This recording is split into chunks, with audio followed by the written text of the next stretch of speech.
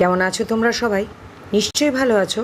কিন্তু একটা তো অভিযোগ আমার তোমাদের ওপরে আছে, কারণ তোমরা একেবারেও একটা কমেন্ট করেও আমার খবর কিন্তু নিচ্ছ না। আমি কিন্তু দীর্ঘদিন ধরে অসুস্থতার জন্যই গল্প দিতে পারছি না। আজকে মনে হলো তোমাদের জন্য একটা গল্প নিয়ে আসি, তাই গল্প নিয়ে আসলাম। তো সঙ্গে থাকো, সাবস্ক্রাইবটা করতে কিন্তু ভুলো না। সাবস্ক্রাইবটা চাই চাই চাই কিন্তু। তো চলো গল্প শুরু করি, স্কিপ করো না কিন্তু গল্পটা। একবার গোপাল ভাঁড় তার গাধার পিঠে চড়ে প্রাসাদের ফটকের সামনে এসে দাঁড়ালো। গাধার পিঠ থেকে নেমে গাধার লেজটি তুলে তার পেছন দাঁড়ে 3টি স্বর্ণ মুদ্রা গুঁজে দিল।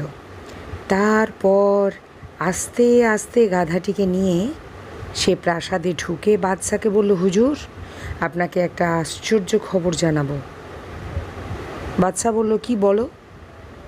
আমার গাধাটি আজকাল স্বর্ণবিষ্ঠা ত্যাগ করছে। বলো কি? বাদশা তো অবাক। নিয়ে এসো তোমার জন্তুটিকে। গোপাল তার গাধাটিকে বাদশার সামনে হাজির করলে। বাদশা বললেন, এবার তোমার জন্তুটিকে বিষ্ঠা ত্যাগ করাও।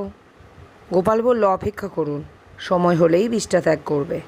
খানিক পরে গাধাটি লেজ তুলল, মলদ্বার বিস্ফারিত হলো। বাদশা অবাক হয়ে তাকিয়ে আছেন সেদিকে।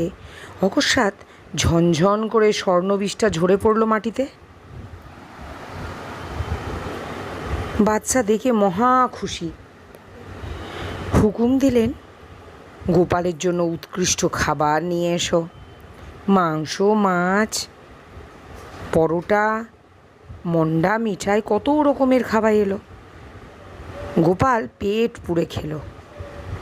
বাদশা তার কাছে এসে বলতে লাগলেন, তোমার জন্তুটি ভারী অদ্ভুত। এমন পশু আমি কোনো কালে দেখিনি, এমনকি এরকম পশুর কথাও কোনো দিন শুনিনি। তুমি আমাকে এই পশুটি দান করবে?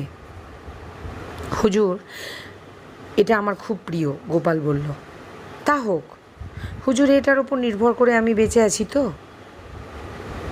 তোমার গাধার যা দাম হবে আমি তার বহুগুণ বেশি দাম তোমায় দেব। তুমি গাধাটি আমাকে দিয়ে দাও গোপাল। আগে হুজুরের যখন একান্ত অভিলাষ, তখন আমার মতো লোকের আপত্তির আর কি থাকতে পারে? বেশ, তাই হবে।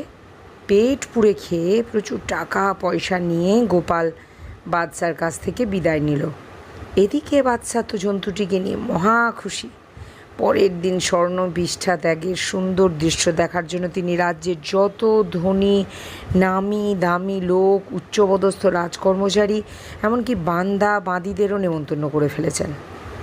খুশির আবেগে টগমগ করে ফুটছেন বাদশা। দামি ভেলভেট বিছানো হয়েছে, গাধাটিকে কচি কচি দূর্বা খাওয়ানো হয়েছে।